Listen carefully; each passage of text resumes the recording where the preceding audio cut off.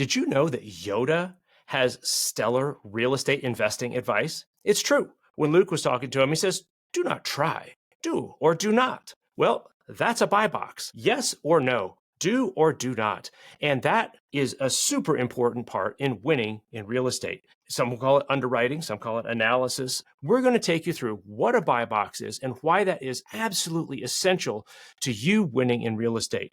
Because you being able to say, I do this, I do not do this, is your fastest road to success. Join us on the Real Estate Pessimist Podcast, where Kristi Kandel and me, Erik Stenbakken, talk about underwriting and buy boxes. Hi, and welcome to the Real Estate Pessimist Podcast, where we tell you the good, the bad, and the truth about real estate investing. I'm your co-host, Kristi Kandel. I'm a real estate developer, and I also teach locals how to become the developers in their own backyard, on top of owning my own portfolio of short-term, mid-term, and long-term rentals across the country and multiple other businesses in the real estate funnel. As you can see, I'm clearly addicted to real estate and business. And I'm joined today by my co-host, Erik Stenbakken. Erik, how's it going this morning? It's going pretty good. I am really excited about this topic because it is how I got into real estate. It's what I do. I think it's a really important thing. And we're going to talk about a buy box. Now, my specialty is short-term rentals, and specifically, and that's an important word, specifically short-term rentals in communities that are specifically short-term rental friendly. I do long-term rentals, and I invest in a community that is just packed full of long-term rentals. And that is not by accident. I heard about this topic called a buy box years ago, and I was intrigued by it. And at first I thought, well, that's just a dim way of viewing things. It's just a bunch of no.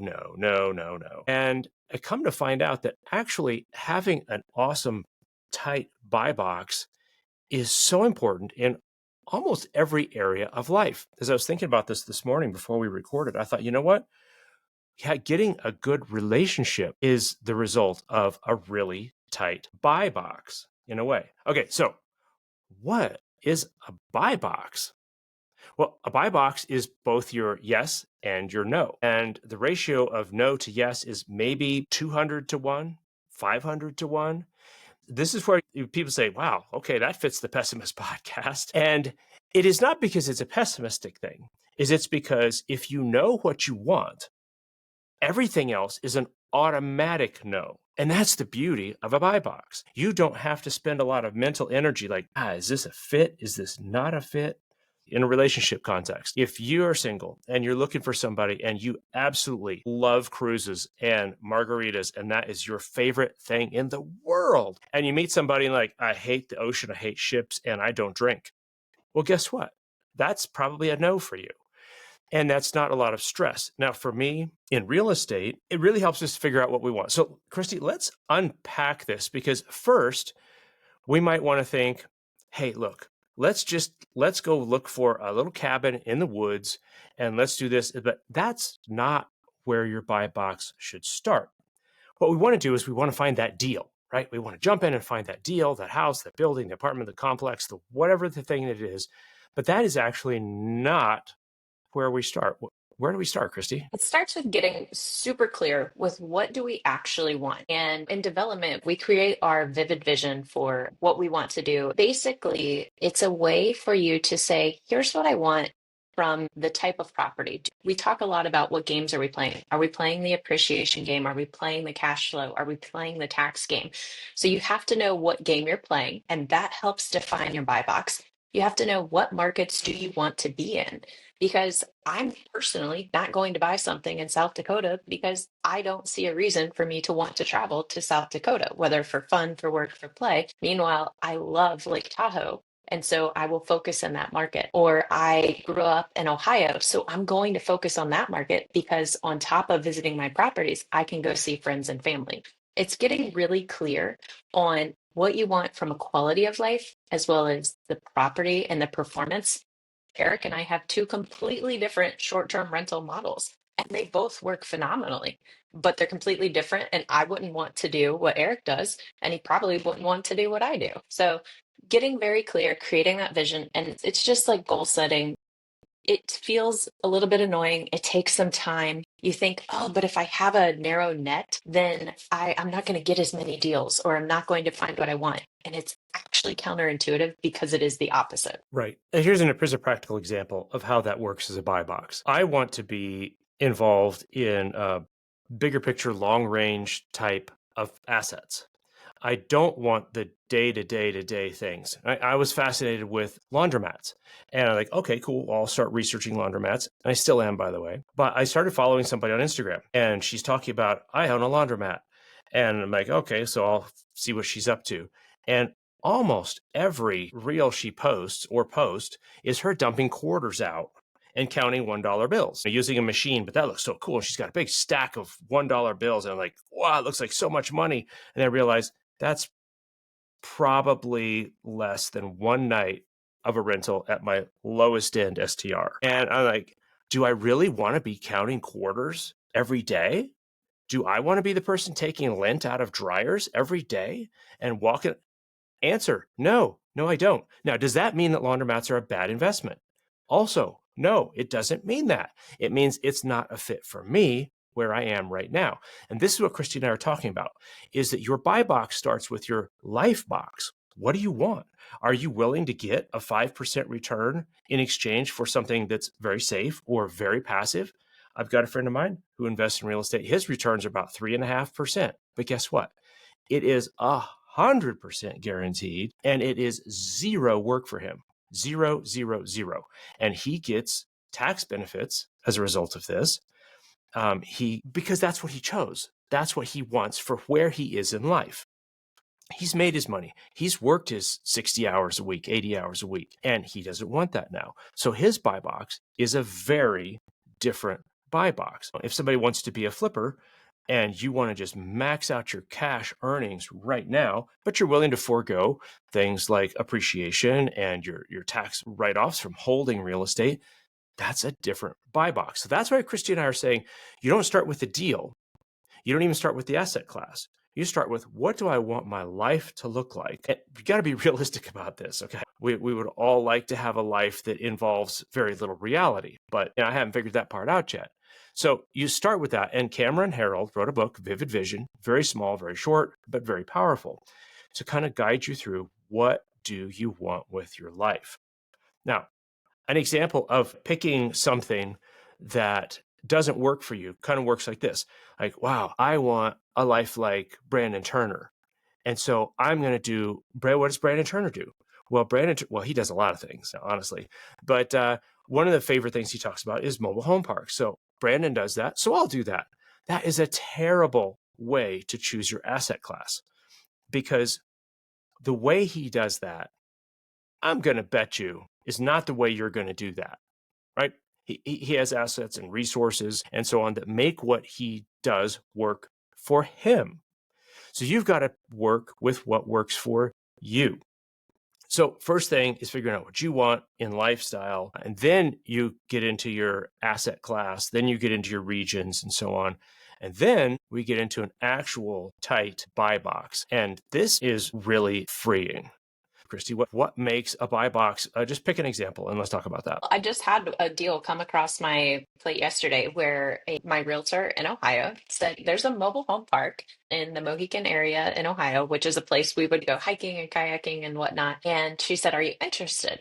Well, I know that that area in rural Ohio is not my buy box. I don't have a team out there. It was only 14 units, so it was definitely not enough to be able to build a team. I don't want to be the one operating. And it had the mobile home trailers owned by the property owner, which I've done this much research in mobile home parks, but every operator that I know has said, oh no, we don't want to own the buildings. We want the tenants to own the buildings. We want to own the dirt and do the horizontals. So instead of me spending much time looking at it, underwriting it, thinking about that deal, I actually shot it to my friend who invests in mobile home parks in rural parts of Ohio. And I could tell that she had her buy box dialed in because immediately she said that purchase price is way too high and it only has X amount of units. She's like, I just bought 40 units for 400,000. So $200,000 less, she bought almost 3 times the number of units, and she knew right away what would or wouldn't work for her. So Getting super clear on that buy box allows you to make a snap decision like that. One other example I have is when I was looking to buy some smaller multifamily, and I would see a house that was for sale. And instead of seeing it and evaluating it and going, okay, I could buy this as an investment, I actually thought, what's wrong with that property? Like if this property would perform so well, why would the seller want to sell it? There must be something terribly wrong. And I've come to realize that no, there are different stages of life and different growth that you do that you would want to have that property. Exactly. And what's funny is that by coming with a lifestyle perspective first, you can see opportunities where before you didn't think they existed. Just as recently as literally yesterday, two things came across my radar. One was in a nearby resort community.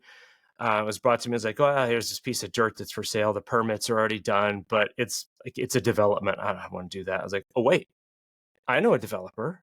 I'm talking to her right now.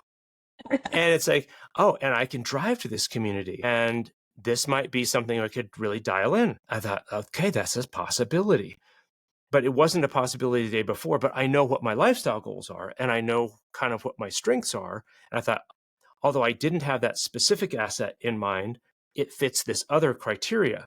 Same day, another opportunity came up to me. It's like, well, it's a super long shot, but would I want a property that I either had to ski uphill to in the winter to roughly 11,000 feet, with a backpack to service the property? Like there's no driving to it, right? You're going to ski to it, or maybe take a snow machine part way and then hike or ski in the rest of the way. I don't know how many of you out there listening think that sounds like a great way to do service on your property, but I do, right? I do that for fun. I just did that a couple weeks ago. And so for me, that is an opportunity that fits because it's a hospitality based thing. It's in the Colorado mountains. It's the things that I know and do. So it makes it viable. Whereas somebody else looks at that and goes like, no. And the faster you can say no, the faster you can get on to what a yes is. Now, I want to encourage you to, when you think of a buy box, it's what you will and won't buy. I'll give you an example. A friend of mine, Michelle, said she wanted to buy something in the Smoky Mountains. They already had some vacation rental properties and they wanted a new one. And she said to me, well, here's what I want. I want one property, preferably a fixer-upper, under X number of dollars, and I want it either on a lot or an adjacent lot that's vacant so that we can later build out. I was like, okay, wait a minute. Now, this is a couple years ago when things are just flying off the shelf in the Smoky Mountains, nothing staying on the MLS for more than just like minutes to hours, really. And I said, so you're telling me you want a cabin of a specific size in a specific area under this dollar amount that is a fixer-upper that has a spare lot next to it? I said, well, good luck with that. I said, if there's anyone that can help you find it, I know the real estate agent who can. And so I made a referral to her. Oh, you know what happened? Now Michelle owns a cabin at that price point that is a fixer-upper within that area with a vacant lot that's buildable for later. And the only reason, and I stress this, the only reason she owns that is because she said, that's what I want. If it's not that, I'm not looking at it. And that's how you find those deals, is by being so clear. Okay, an example of what we did in that same market. We said, we want a property that is within 10 minutes of the Parkway in Pigeon Forge and in Gatlinburg. And we want it to be built within, now this is an interesting thing, either within the last 10 years or over 25 years old. I'll tell you why, is because in that mid range right there is when you're replacing all your CapEx stuff. Your roof goes in, your water heater goes in, your AC goes in, et cetera, et cetera.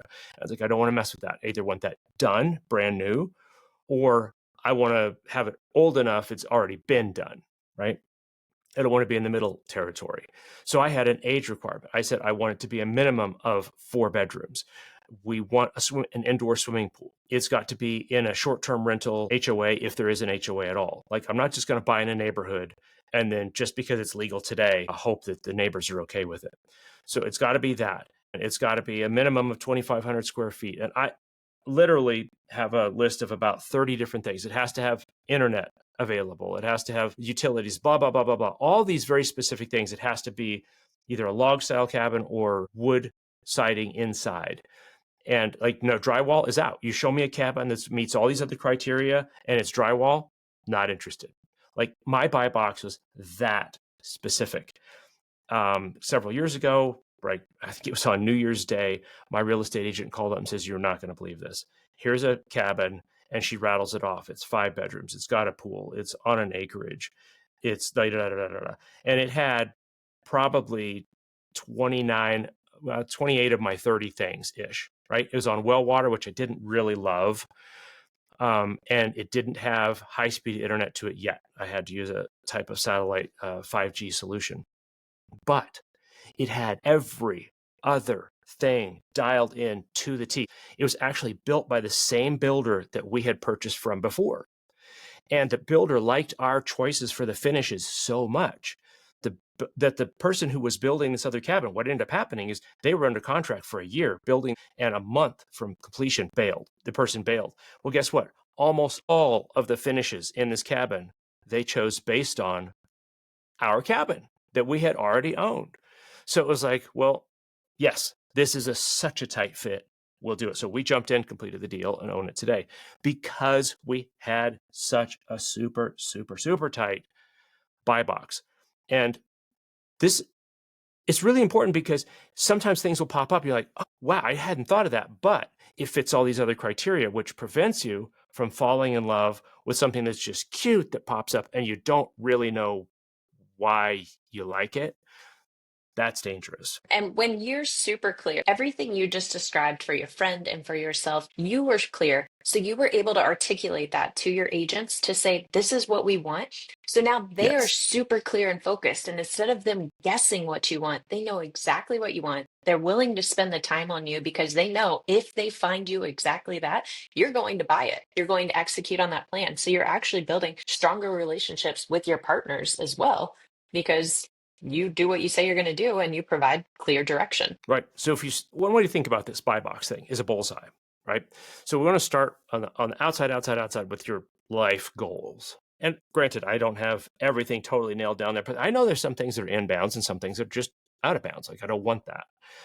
And so if we start with that and we say, okay, now I could choose an asset class. And then we go to, all right, so I'm going to have that asset class. And in my example, let's say vacation rentals, because that's what I do.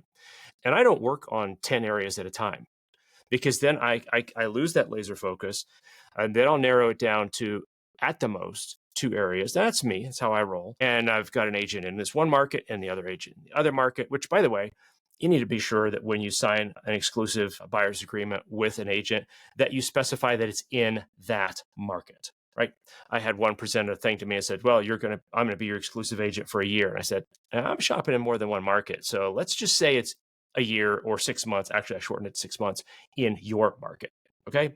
We'll do that. That's a really great point to give you a technology tip to throw into that, because a lot of times they'll send these agreements that have a bunch of legal jargon or mumbo jumbo that you don't understand.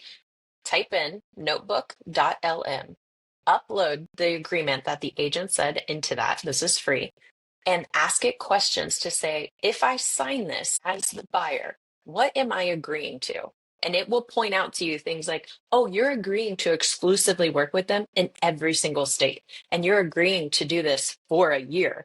And you're agreeing to pay them 4% or, whatever it is. At least you know what's in the agreement. And like we talked about before, everything in life is negotiable. It doesn't mean they have to say yes. But if it doesn't work for you, you don't have to agree to it. You can give them a term that you can agree to. Right. So when I'm doing this, so I've got a region, an area, an asset class. Then I look at a state. Then I look at a county, because different counties have different rules. Like right here in Colorado, I've got one that's less than 10 miles away, and they have a policy that they enacted recently that allows a person to sell a vacation rental with a permit one time. That's it.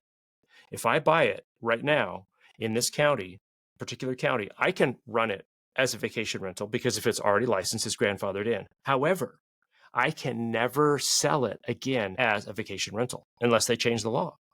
And so I have to know that, like, that county, no thank you. One over the hill, yes, please. Right? So county, town, because different towns have different rules and regulations and so on. Within the town, I go to a neighborhood.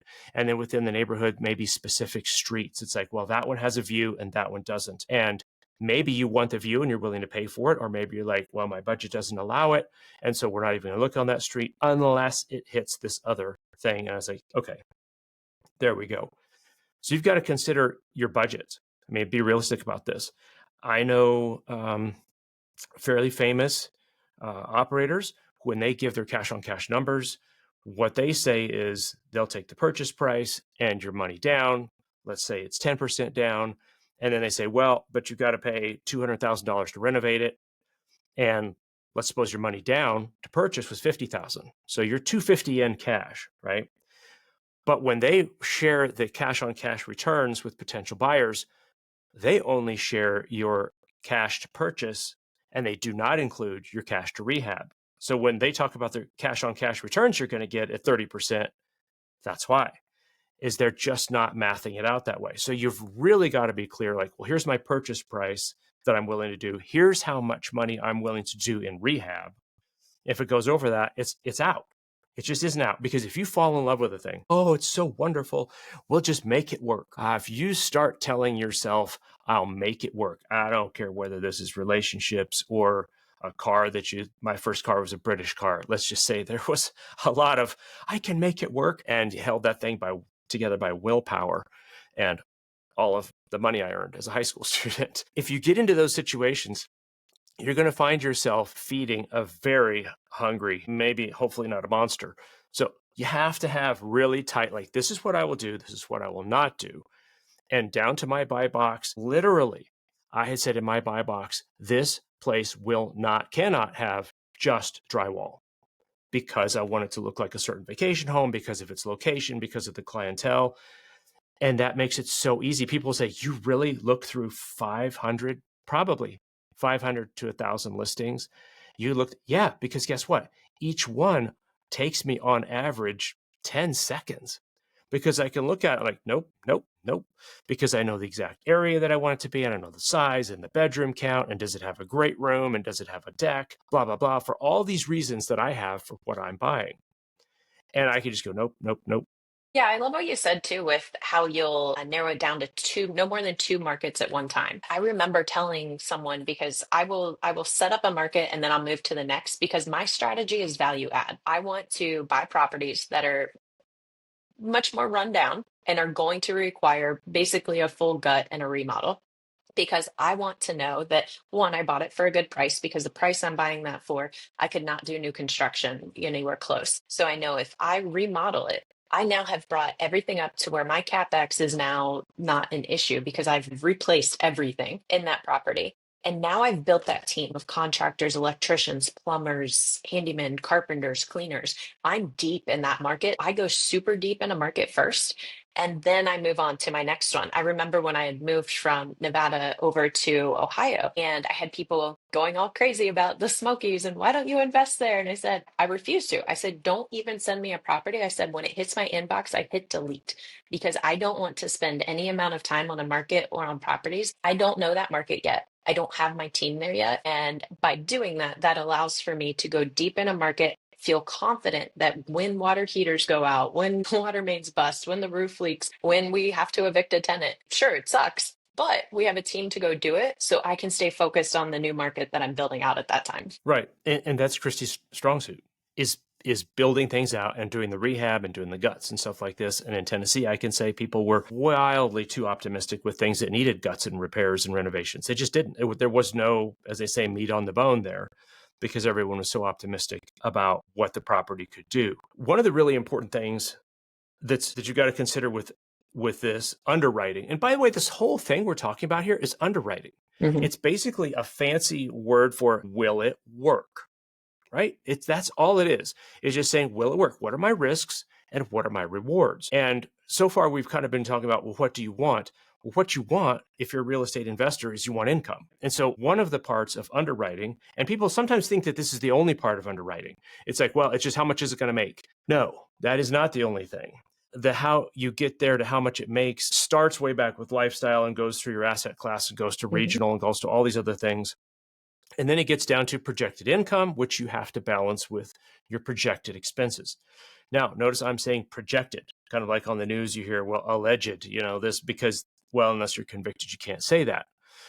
Guess what? In real estate, you can't say, well, no, I take it back. People can say, this will make $100,000 a year. But guess what? They can say that and they don't owe you the difference. If that place actually only grosses 50,000 and they told you it would gross 100,000, they're not going to write you a check for 50.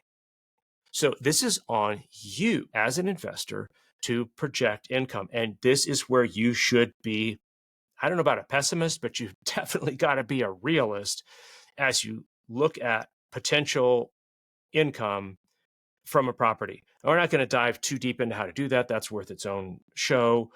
But you have to use real numbers. You have to look at what is your goal, long-term, short-term, and what happens if you don't meet the numbers that you expect to meet. What are your reserves on this? When you're coming to expecting expenses for operational expenses, Kristi can speak to this here in just a second. But one of the things I'll tell you is that you can ask sellers, but most sellers don't really know. They may be in the position that they're selling because they don't know, like, where did my money go? I thought I was making all this money, but where did it go? All right. You have to ask a lot of questions when it comes to expenses and so on. Kristi, you want to speak to how to estimate expenses? How does somebody have any idea? Everybody wants to talk about how much money you make. That's very sexy. Oh, you could make this much money. And most of the time when they're talking about how much they make, that's gross. And friends, gross is not what ends up in your bank account. That's a different story. Expenses happen and expenses can be really high. Kristi, how does somebody estimate expenses on a property as they're considering a buy box? You normally will get numbers from the seller or from the seller's agent, and they will say, here's the expenses. And believing that most people aren't trying to lie to you, what I can tell you from doing tons of real estate and working in lots of businesses, people don't keep good books. People have no idea what money is coming in and what money is going out. There's a reason people hate tax season. I don't mind. I have QuickBooks. It's all there. We reconcile every month. But the reason people hate tax season is they now have to figure out what the heck happened last year with everything and try and get that to their CPA. So with that, take the expenses that you get from the sellers with a grain of salt. And again, AI tip. If you're not sure what expenses, type into perplexity.ai or ChatGPT and say, I'm looking to buy this single family home, or I'm looking to buy a fourplex in X city. What expenses should I consider? I guarantee it'll come up with a list for you. But some of the key things are, let's think about utilities. So you think about all the utilities it will take to run the units, because even if they're long-term rentals, when you're in between tenants, you're putting those utilities back into your name. Then insurance. We used to be able to just put a plug of $300 to $600 a year for insurance. No. Property insurance is doing all sorts of things right now, depending on your market and the level of risk. I have some properties where our insurance is $1,500 a year. I have some properties where our insurance is $20,000 a year. So it just completely depends on your market, but that's a huge variable. The Huge. other And one, I want to throw this in right here. When it comes to insurance, is one thing that's changing in insurance is they are now inspecting properties before they insure them. So your seller might say, well, my insurance is $2,000 a year. And you're like, oh, sweet. I'll just write that into my underwriting, $2,000 a year. But what you don't know is they're going to send somebody out there and look at the roof. And they're going to write back to you and say, well, we will insure your property after you put on a new roof. have you And been you're like, reading my emails? I have not, but I've been talking to my insurance agent as recently as yesterday. So Same. this is a real thing. And so when it comes to underwriting, what was true yesterday doesn't mean that's going to be true tomorrow. And so you have to just poke, prod, squeeze, shake every element of your underwriting and say, well, that was true yesterday. Is that true tomorrow? Because you might write in $2,000 and maybe your insurance costs $2,200, but it also includes a $15,000 new roof that you put on, right? Otherwise, you don't get insurance. I had a friend of mine. He was going to buy a house. They were under contract. Everything worked. He couldn't buy it because he couldn't find anyone to do the insurance because it had a shake shingle roof. No one would touch it. Underwriting is being super persistent in all these things. So back to what you're talking about, Kristi. Yeah, well, and on the roof part, we actually have an insurance policy at a property we own in Reno, Nevada, and we're coming up for renewal in April. And the insurance agent reached out to us and said, hey, the trees next door have overgrown on your roof too much that they're not going to renew your coverage unless you cut that back. So we literally had to hire a contractor to cut the trees back so that we can make sure that we're mitigating our risk. I personally don't mind that as much because I have dealt with insurance claims, and you don't want to do insurance claims. So being preventative is a very good idea. That being said, every property we do now, we will reach out to our insurance agents.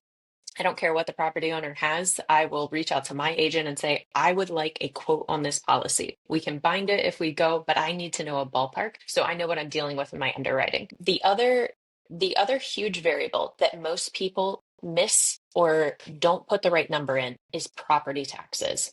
And it depends on where you're at in the country for how they calculate the property taxes. Yes. In Nevada, my property taxes are a breeze. A fourplex is $1,000 a year. I go to Ohio and it's based on the purchase price of the property.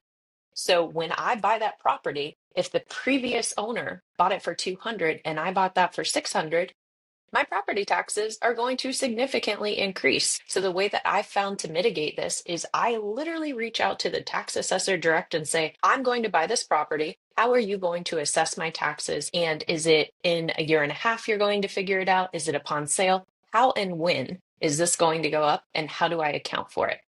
Come to find out in Ohio and Columbus, the school district actually petitions to increase every time they see a sale because they get a huge chunk of those taxes. So every time there's a sale, they immediately petition and they get your price up. We had 4 properties that we successfully negotiated last year to say, no, no, no, no, no. You don't get to say it's worth more than what we paid for it. You don't get to capture any appreciation that we had. And in Ohio, that works. I believe it does not work in Texas. I think they do tax you on your appreciation. But in Ohio, you can fight back to get them back down to what the actual purchase price was, which was thousands of dollars of difference. So that's a huge number to take in because every time I was underwriting, and I remember hearing in different forums and real estate groups, people are like, my property tax has tripled and I don't know why. That immediately was a red flag for me to be like, how do property taxes work when you hold a property? Because I don't want to just have you tell me a number. I want to know the methodology behind that number and how you got to it. It's huge. And in different municipalities, it is the Wild West. It's not even the Wild West. It's the final frontier as to how places come up with their taxes. There was a market I was looking at in Pennsylvania, and I said, well, property tax seems so low. And they said, oh, yeah, we haven't changed property taxes in 15 years. I was like, okay, that sounds awesome because your tax is low, but what happens? Like, whenever the township gets together, has a vote, they decide they're going to reassess everything. Well, when's that going to be? It's hard to say. It's like, holy cow. But if that happens, my property taxes are going to go from way low to way high. And I have to know what that is. So you kind of talked about the unexpected, which is our next point in underwriting, which is the black swan events. Like, well, who could predict this? It's like, well, who knew that the water heater was going to go out? Well, guess what? Anyone who's been in this for more than, a couple seasons is going to tell you this is going to happen. Black swans, basically it comes from, it's a phrase that's used in projections, in forecasting. It speaks of the unexpected, the unknown. But Morgan Housel, in his book, The Psychology of Money, says, we know that black swan events will happen. We just don't know what black swan event will happen. Will it be a worldwide pandemic? Don't know. Will it be 9/11? Well, gosh, who knew? Will it be the oil embargo of the 70s? It's like there's always a thing that happens. We just don't know what that thing is going to be. And so as part of your underwriting, you'd be foolish not to include some sort of buffer, margins, cash for events. Now, CapEx is slightly different than black swan events, except most investors think of things like a new roof as a black swan event. It's like, well, who knew my roof would go bad? It's like, because it's 27 years old. Like, when people are asking how to underwrite their CapEx, my biggest thing to them is, again, you could type it into AI and ask them, what are my CapEx items? But take those and say, okay, I have a roof. It's this many years old. It's going to last this long. A new roof will cost this. And then it can do the math to say, okay, every year I need to have this much back in reserves, or out of that every month, here's what I need. My water heater is X years old. My HVAC is X years old. And you can do the math. So that way it's not a surprise. It doesn't have to be a surprise. You can plan for it. Right. Okay. So here's some black swans. Kristi and I visited earlier. So I'm going to read off some of these things. Tell me if you've ever heard of these things happening to someone in the past. Interest rate spiking, Yep. short-term rental bans, Yep. a major employer shuts down, leaves Yep. town, an economic downturn. I believe they call those cycles, which means that just happens on a regular basis, right? And this is the problem with new rus. I heard of that term, like the new gurus, is because if they get on just when the cycle's going up, everything's awesome, sunshine all the time, appreciation, tons of cash flow, because they've never actually been through a cycle. They don't know how that works. Cycles happen, just count on it. Or an unexpected repair cost or cost increase. Like the cost of labor has just gone bonkers when it comes to handyman repairs and things of this nature. And skilled labor, I've talked to a number of builders lately. It's like skilled labor cost has gone up somewhat, but what's happened is you can't even find them. You can't get them. And in some markets, the price has gone just absolutely bonkers. Mountain community, there was a fire several years ago, and hundreds of structures burned, and the construction cost went to hovering around close to $500 a square foot. And That's in even Colorado. even when communities like LA with the fires, or Colorado with fires, or Florida with hurricanes, when that happens and they can pass laws for however long that says, hey, you can't price gouge, you also still have a supply and a demand issue. And if you just simply don't have the people who can do the work, the people who can pay a little bit more or who already have the existing relationship are going to get the workers, and you just have to wait. This is an area where I'm very excited about technology and what we can do, because construction in general is very outdated, and there are so many ways that we can streamline it. And there's so many different concepts coming out there with panels that can be prefabbed or modular homes or just efficiencies in construction. So I do see in the next 5 to 10 years some really awesome things coming out. I know there's a billionaire out there I heard on a pod, and he's literally created a facility to try and build an entire home in a facility. And then if they can do that, if they can refine those systems, there's going to be ways that that can be a scalable, affordable way to rebuild. So I do think we're going to be able to come up with ways to mitigate our labor shortage, to mitigate the spiking costs, because we can't afford to live in the places that we live. And something's going to break enough to where we can change that. Right. Things will change and adapt. Every time there's a problem, there's an opportunity. So when we're talking about buy boxes, what we want to communicate to you is that you need a super healthy dose of reality. And some might call that pessimism. I don't care what you call it, but if you're going to do it, and you need to do your underwriting, your analysis really, really carefully, starting everything from lifestyle to asset class to then your specific property. Now, notice most people get that backwards. It's like, oh, I found a really cute cabin in such and such a place. Like, why did you choose cabins? Why did you choose this asset class? Why did you choose this town? And they're like, because it was cute. I don't know. Then you're gambling. Okay, that's not an investment. That's gambling. And I don't gamble. There's enough stuff that goes wrong when you are calculated and you do careful underwriting. Things still happen. If you've listened to more than one of our programs, you know that. But so we're doing everything we can to stack our odds in our favor. And a tight buy box is one of the best tools you can have for whatever asset class you're in, right? It's just whatever asset class it is.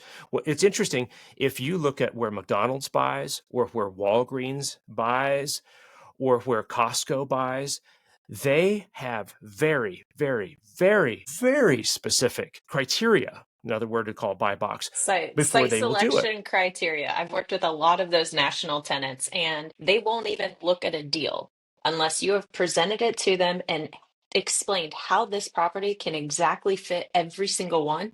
And then they take it to a real estate committee to approve, and they take it to probably 3 or 4 levels before you are approved to go forward with a deal. That's how much they scrutinize every little aspect. Chick-fil-A right now is doing about 150 remodels or complete teardowns and rebuilds right now. Why?